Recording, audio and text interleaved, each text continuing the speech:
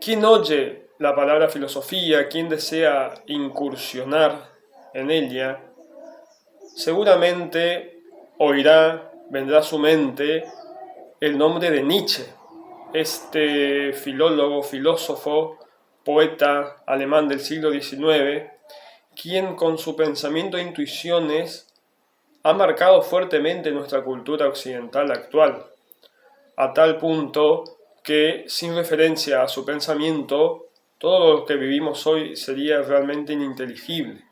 En el presente video será Olavo de Carvalho, periodista y filósofo brasilero, quien también con su pensamiento ha ejercido poderosa influencia en la cultura y en la política actual de ese país, quien nos presentará algunos aspectos del pensamiento de Nietzsche y nos dará sobre todo una explicación de por qué este filósofo alemán ejerce tanta influencia, tanto atractivo en las mentes de las personas, a tal punto de ser casi una referencia inmediata de lo que es o se supone que es la filosofía. Em seguida, nós mergulhamos no mundo da subjetividade total com Nietzsche, onde ele diz que a filosofia é uma expressão da fisiologia de cada filósofo.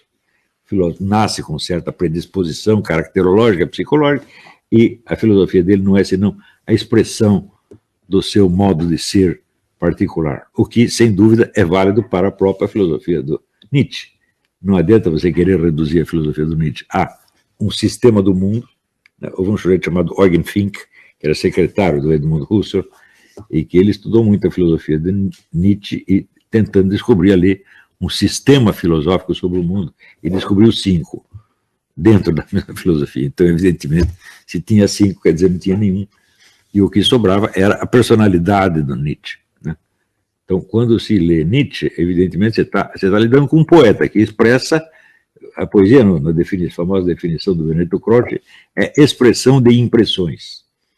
Então, a impressão, ela é sempre válida e sempre verdadeira, porque é o que o sujeito percebeu naquele momento. Ela só não é generalizável. Quer dizer, não é porque esse sujeito percebeu a coisa assim, que eu também tenho de perceber. Mas eu não posso negar que ele percebeu assim, e que a expressão que ele está dando é perfeitamente adequada ao que ele percebeu. Então, a filosofia de Nietzsche é toda uma coleção, vamos dizer, de percepções de relance. Todas elas muito brilhantes, muito geniais, mas que não constituem propriamente uma filosofia. Você pode dizer que constituem os germes de várias filosofias possíveis, mas aí vamos cair na definição da Susanne K. Langer, que define o símbolo como uma matriz de intelecções possíveis. Então, o que é a obra de Nietzsche? É uma coleção de símbolos que são matrizes de intelecções possíveis. Você lê Nietzsche, sempre tem algum insight, você tem vários insights sobre muitas coisas, porque a natureza simbólica do estilo dele estimula você, tem um efeito hormonal sobre a sua inteligência, né? E muitas pessoas, quando têm esses insights, elas acreditam que elas estão concordando com Nietzsche, mas isso é errado. O Nietzsche não disse o que elas estão pensando, ele simplesmente soltou o símbolo e deixou o símbolo exercer a sua influência hormonal em cima da cabeça de cada um. Mas eu vejo os grandes admiradores de Nietzsche jamais conseguem nos explicar o que Nietzsche disse. Inclusive o Jordan Peterson, é um admirador do Nietzsche. Você pergunta, mas qual é a raio da filosofia do Nietzsche? Ele não sabe, ninguém sabe. Martin Heidegger também é um grande admirador de Nietzsche, escreveu um livro em 4 volumes, né, no qual ele expõe a filosofia de Martin Heidegger e diz que é a filosofia de Nietzsche, mas não é, evidentemente, né? Então, eu acho que quem está certo é o Fink. O Nietzsche é irredutível a uma filosofia. Ele é eminentemente um escritor poético, né, com uma potência de sugestão imensa, né?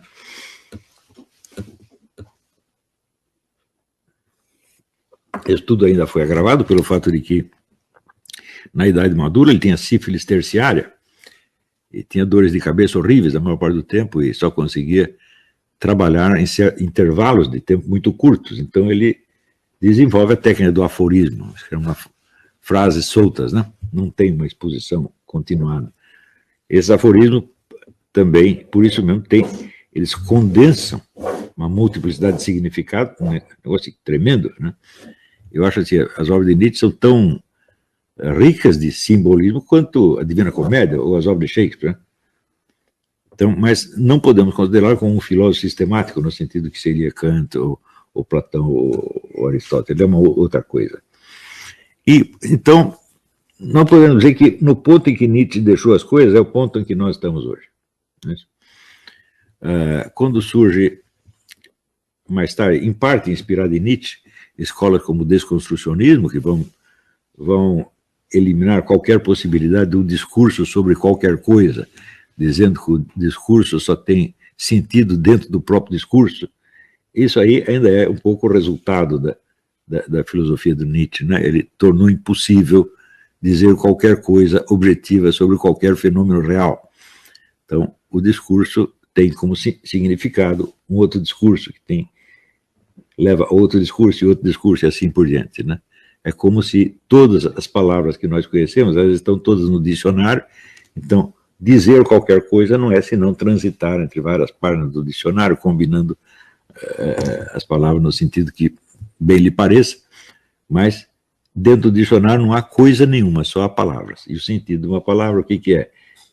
Ou são outras palavras que explicam, detalham o seu significado, ou pode dizer, como o Ferdinand de Saussure, a diferença entre ela e todas as outras palavras.